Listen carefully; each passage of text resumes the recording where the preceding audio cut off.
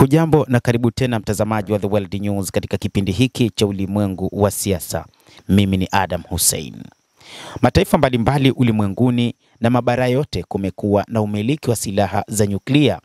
Lakini hii imekuwa ni tofauti katika bara la Amerika ya Kusini. Lakini ni kwa nini hakuna nchi ya Amerika Kusini iliyo na silaha za nyuklia? Katika makala yake imeeleza kwamba katika nusu ya pili ya karne ya 20 wanadamu waliishi na hofu ya uwezekano wa maangamizi makubwa kutokana na silaha za nyuklia. Hofu ya kutokea makabiliano ya silaha za nyuklia kati ya Marekani na Umoja wa Kisovieti ilichangiwa na wasiwasi wa kuenea kwa silaha za nyuklia, na hilo lingeweza kusababisha nchi nyingine zaidi au mashirika ya kigaidi kupata silaha hizo. Ili kujaribu kuzuia uwezekano huu, utawala wa Rais wa Marekani Dwight Eisenhower ulizindua mpango wa Atoms for Peace mnamo mwaka 1953 ambao ulilenga kufanikisha matumizi ya nyuklia kwa matumizi ya amani kwa nchi ambazo zilikataa kutumia nyuklia kuunda mabomu. Mnamo mwaka 1957 shirika la kimataifa la nishati atomiki IAEA liliundwa kama sehemu ya shirika la Umoja wa Mataifa, na zaidi ya miaka 10 baadaye, mwaka 1968, mkataba wa kuzuia uenezaji wa silaha za nyuklia NPT ulianzishwa ili kushughulikia tishio hilo. Mipango hii hata hivyo haijafaulu kuzuia nchi nyingine kutengeneza silaha za nyuklia duniani. Marekani na Urusi, mrithi wa mwisho wa Sovieti, na nchi za Ulaya, Uingereza na Ufaransa katika Asia, China, Korea Kaskazini, India na Pakistan katika Mashariki ya Kati, Israel ingawa haijakiri rasmi kuwa ina mabomu ya nyuklia, na hata Afrika ya Kusini ambayo ndio nchi pekee iliyotengeneza bomu hilo na kisha kuliondoa kwa hiari. Kwa hivyo mataifa katika kila bara la dunia yana au hayajawahi kuwa na silaha za nyuklia isipokuwa Amerika ya Kusini, na hii hutokea kwa bahati mbaya na kuna sababu za msingi. Hata hivyo, jambo la kwanza linatajwa kwamba ni mzozo wa makombora ya Cuba. Sababu ya Amerika Kusini kutokuwa na silaha za nyuklia inaanza wakati wa mzozo wa makombora ya Cuba mwaka 1962, wakati Umoja wa Kisovieti ulipoweka makombora Cuba na kusababisha migogoro kati ya Marekani na Umoja wa Usovieti, anasema Luis Rodriguez, mtafiti wa masuala ya usalama na uhusiano wa kimataifa katika chuo kikuu cha Stanford CISAA. Nchi kadhaa za Amerika Kusini ziliamua kuanza kuunda mpango ili kuzuia mzozo mwingine wa makombora katika eneo hili. Hili ni mara ya kwanza kwa nchi za Amerika ya Kusini kubana hatari za nyuklia karibu na nyumbani, mtaalamu huyo anaongeza. Rodriguez anaeleza kwamba tangu mwishoni mwa mwaka 1950 hoja iliibuka ya kuzuia nchi nyingine kufanya yale ambayo Marekani iliyafanya Hiroshima. Huko Ulaya, Ireland ilikuwa mojawapo ya nchi zilizoibua wazo hili, na Amerika Kusini ilikuwa ni pamoja na Costa Rica.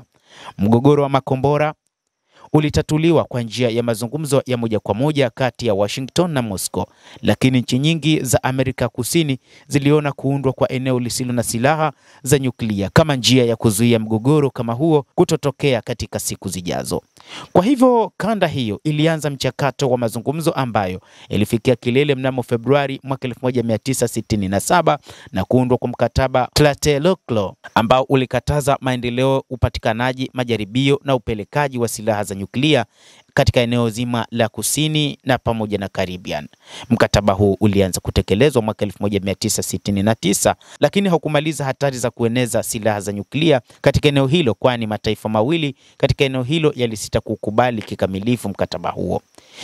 Mataifa hayo ni pamoja na Brazil na Argentina. Ingawa Brazil ilikuwa mojawapo ya nchi za awali kutaka eneo hilo lisiwe na silaha za nyuklia, lakini ilibadilisha msimamo wake juu ya suala hilo na kukabidhi uongozi kwa Mexico. Juhudi za Mexico zilisababisha mkataba huu kupewa jina la Tlatelolco, makao makuu ya Wizara ya Mambo ya Nje ya Mexico wakati huo, na kutunukiwa tuzo ya amani ya Nobel kwa mwanadiplomasia wa Mexico Alfonso Garcia Robles mnamo mwaka 1982.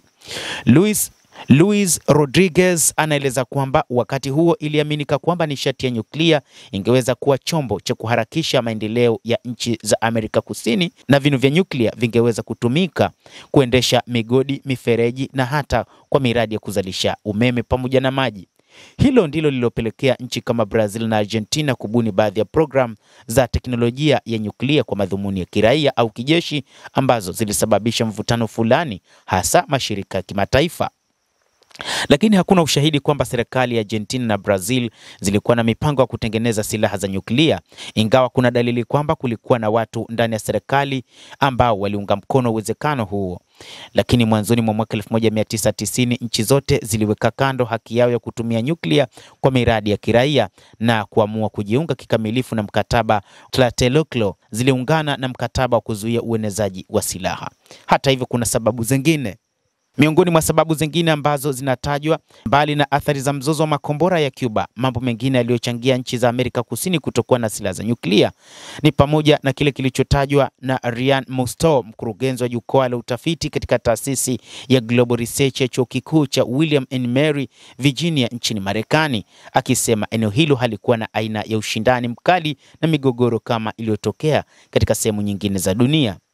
Brazil na Argentina ni wapinzani, lakini hilo halikufikia hatua ya kuwa na mzozo mkali wa kusababisha mashindano ya silaha. Kwa ujumla, Amerika Kusini inaonekana kuwa eneo lenye utulivu linapokuja suala la migogoro baina ya mataifa. Jambo jingine ambalo linachangia haswa katika suala hilo la Brazil na Argentina ni kwamba nchi zote mbili zilipitia mpito wa demokrasia katikati ya miaka 1980.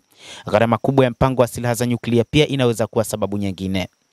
Gharama kubwa inapimwa si tu kwa kiasi cha fedha inachohitajika kwa ajili ya mpango wa silaha za nyuklia, bali pia gharama za kidiplomasia na kwenda kinyume na makubaliano na jumuiya ya kimataifa ya kuenea kwa silaha za nyuklia na kupoteza fursa ya kuwa na matumizi ya amani ya nishati ya nyuklia. Kwa hivyo ilifikia hatua ambapo nchi zote mbili ziliona faida na fursa kubwa zaidi ikiwa zitaunganishwa katika taasisi za kimataifa zinazodhibiti matumizi ya amani ya nishati ya nyuklia kuliko kama zingejaribu kushiriki kutumia nyuklia kwa namna yoyote ile. Endelea kutufuatilia mtazamaji, na nikusihi tu usisahau kulike, usisahau kucomment, kadhalika na kusubscribe channel yetu hii ili upate habari hizi kwa mapana kupitia The World News. Naitwa Adam Hussein. Endelea kuwa nasi wakati wote.